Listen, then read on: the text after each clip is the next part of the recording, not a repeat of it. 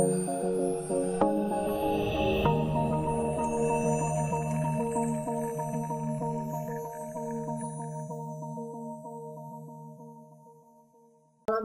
warahmatullahi wabarakatuh. Hari ini adalah pertemuan ke-9 untuk mata kuliah Metodologi Penelitian dan Penulisan Ilmiah.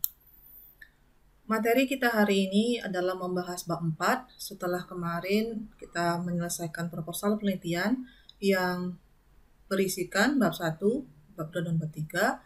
Maka mulai pertemuan 9 sampai pertemuan 14 insya Allah nanti kita akan membuat atau menyelesaikan bab 4. Pada pertemuan kali ini kita akan menyelesaikan beberapa poin dari bab 4 yang berisi tinjauan organisasi, lalu analisa sistem yang berjalan, lalu yang ketiga adalah activity diagram, yang keempat adalah analisa masukan sistem berjalan, dan yang kelima adalah analisa keluaran sistem berjalan. Yang pertama adalah tinjauan organisasi.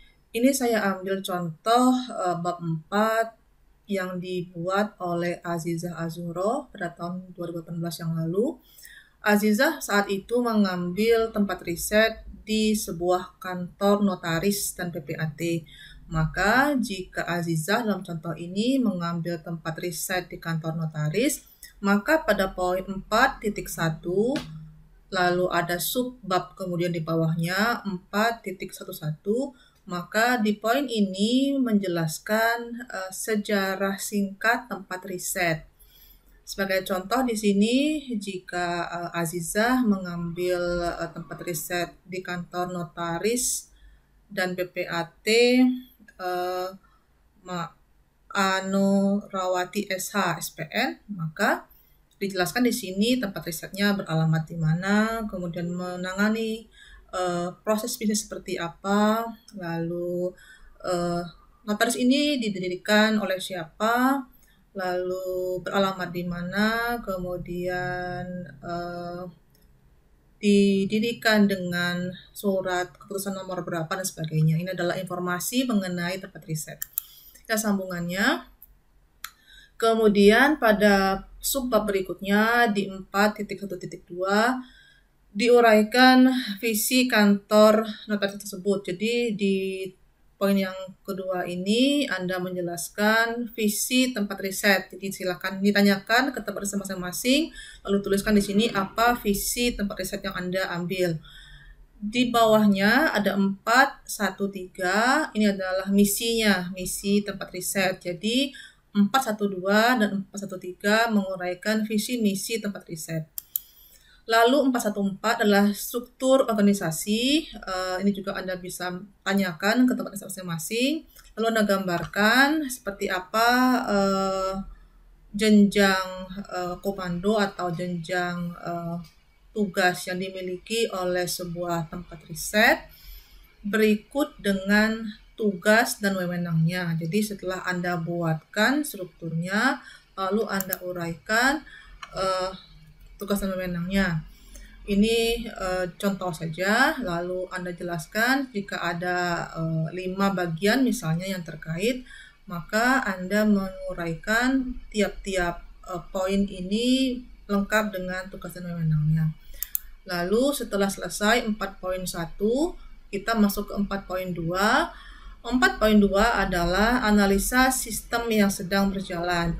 Ini berisikan proses bisnis yang saat ini ada. Jadi jika Anda selesai riset, maka Anda akan mendapatkan penjelasan bagaimana kegiatan dikerjakan di sebuah tempat riset. Nah, proses yang terjadi pada kantor notaris dan PPAT ini dimulai dari proses pendaftaran pendirian CV.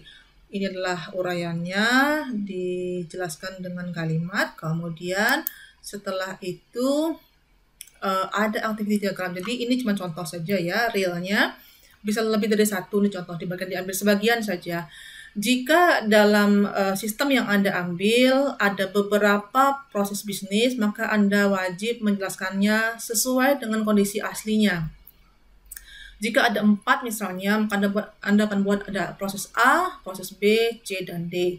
Nah, Setiap proses itu Anda uraikan seperti apa prosesnya dalam kalimat. Setelah selesai, dijelaskan dalam kalimat, dalam proses bisnis, lalu di tahap berikutnya, di 4.3, Anda akan menggambarkan proses bisnis tadi dalam bentuk activity diagram. Jadi, nanti perhatikan, usahakan Anda menggunakan kata yang sama untuk memudahkan penelusuran. Contoh, jika di dalam proses bisnis Anda menggunakan kalimat pendaftaran pendirian CV, maka pada saat membuat activity diagram, Anda pun harus menggunakan kalimat yang sama, yaitu pendaftaran pendirian CV, agar proses bisnis yang dijelaskan dengan kalimat itu dapat di cross check silang dengan activity diagram yang digambarkan dengan simbol-simbol activity dalam hal ini. Nah, ini adalah activity diagram yang dibuat berdasarkan proses bisnis yang diuraikan sebelumnya. Kemudian sambungannya jika cukup panjang, namun diusahakan, karena ini digambar dalam PowerPoint ya, jika ada gambar nanti di dalam proposal, ada dalam laporan penelitian Anda, usahakan satu diagram itu ditampilkan di dalam satu halaman, jangan terpotong, ini cuma contoh saja. Kemudian nanti di bab 2 sudah banyak gambar yang akan muncul, usahakan Anda beri nomor gambar. Kita ulang tadi. Nah, ini adalah gambar pertama di bab 4, maka 414 ini mewakili bab, 1 ini mewakili gambar. Maka ini adalah gambar pertama, lalu diberi nama, ini gambarnya apa, lalu berlanjut di gambar berikutnya, diberi nomor urut gambar dan nama gambarnya. Kemudian setelah selesai membuat activity diagram yang berkaitan erat dengan proses bisnis, maka berikutnya adalah membuat analisa masukan sistem berjalan. Analisa masukan ini dibuat berdasarkan dokumen apa saja yang diterima oleh aktor dan digunakan sebagai masukan untuk mengolah data pada sistem yang berjalan. Nah, setelah diketahui beberapa dokumen digunakan sebagai masukan, maka dokumen itu dirinci atau dibuat detailnya seperti ini. Ada beberapa item yang digunakan untuk menjelaskan dokumen masukan. Contohnya di dalam proses yang dibuat oleh Azizah ini, salah satu masukan atau dokumen masukan adalah data klien. Nah, lalu yang kedua sumber. Perhatikan bahwa sumber ini untuk masukan. Sumbernya klien, kemudian fungsinya untuk melengkapi persyaratan pembuatan akta, lalu ada medianya kertas, lalu ada rangkapnya 1, lalu ada frekuensinya. Frekuensi itu setiap terjadinya berapa kali gitu ya. Jadi ini dikatakan bahwa frekuensi itu adalah setiap adanya pendaftaran dan pembuatan akta. Lalu ada volume. Apa beda frekuensi dan volume? Di frekuensi itu Anda diminta mencantumkan kata-kata setiap kali apa. Dan volume Anda diminta mencantumkan angkanya berapa. Jadi kalau dikatakan frekuensi setiap adanya pendaftaran pembuatan akta, maka volumenya adalah 300 per tahun. Jadi nanti ketika Anda menganalisa dokumen Anda nanti di dalam laporan, perhatikan bahwa di volume harus ada angkanya. Angka per waktu. Angkanya 300, waktunya tahun. Ini contoh saja. Kalau punya Anda nanti ada sebuah angka yang berbeda, silahkan misalnya 50 per minggu. Jadi di volume itu ada angka dan ada waktunya. Kemudian adalah formatnya. Formatnya itu adalah ini nanti dicantumkan di akhir ya. Jadi nanti Anda beri nama formatnya A1, B, A2 dan seterusnya. Jadi untuk masukan dibuatnya pakai A. Lalu keterangan berisi identitas klien, lalu hasil analisanya baik. Nah, ini sebenarnya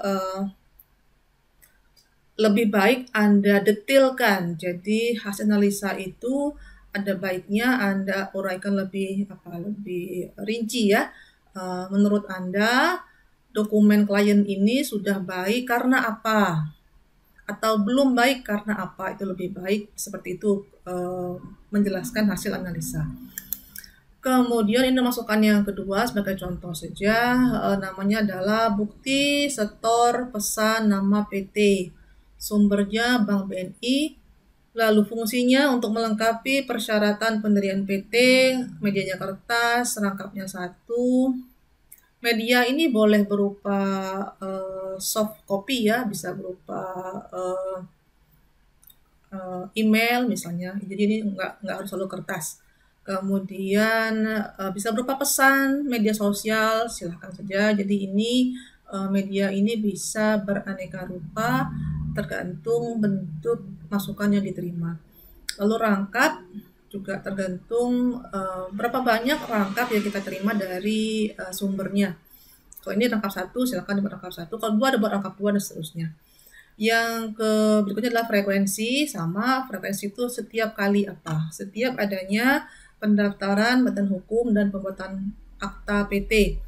Volume, waktu, jumlah per waktu. Jadi ada angkanya 20 per tahun. Contoh, formatnya ini nyambung karena itu tadi 1 sama 2. Lalu keterangannya berisi tentang biaya yang telah disetorkan.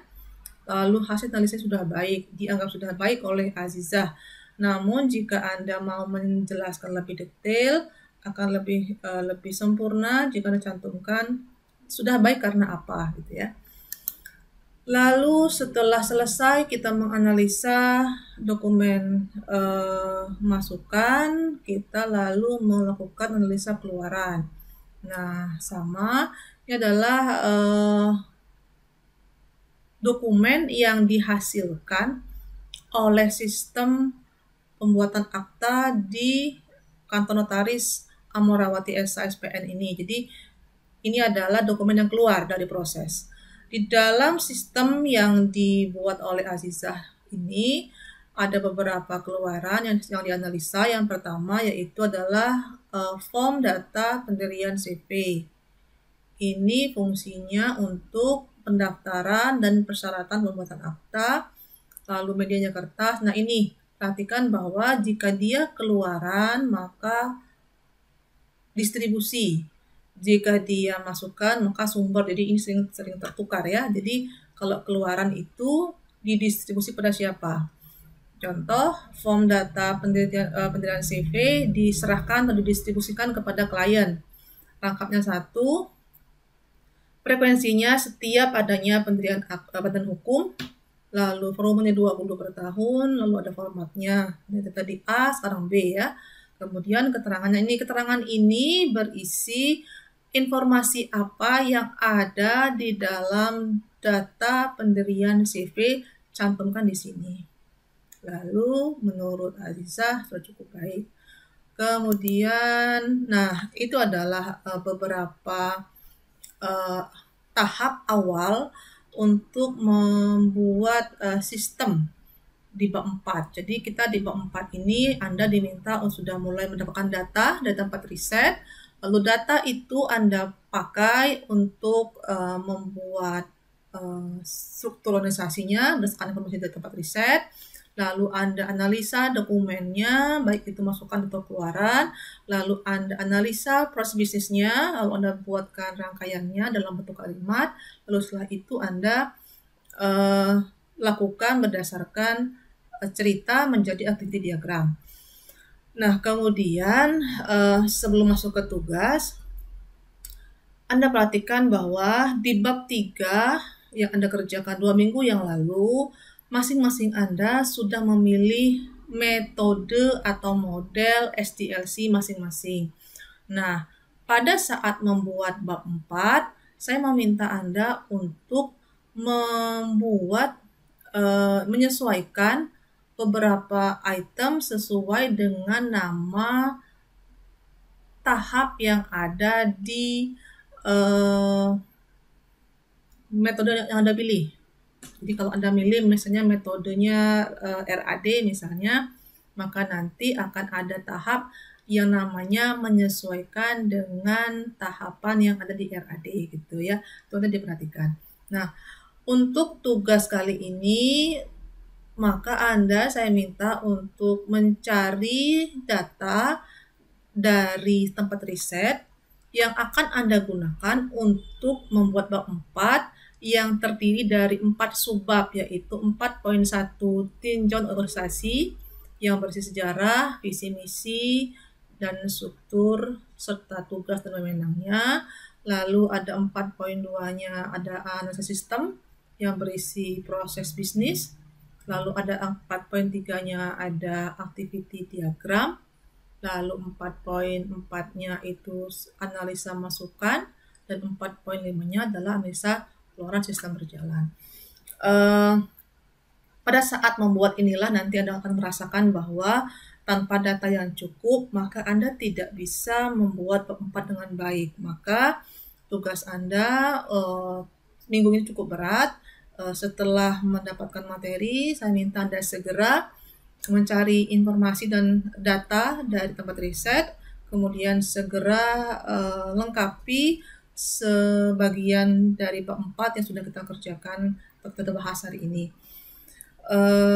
Jika ada masalah atau ada kendala selama proses membuat tugas kali ini, silahkan sampaikan lewat WA grup masing-masing kelas.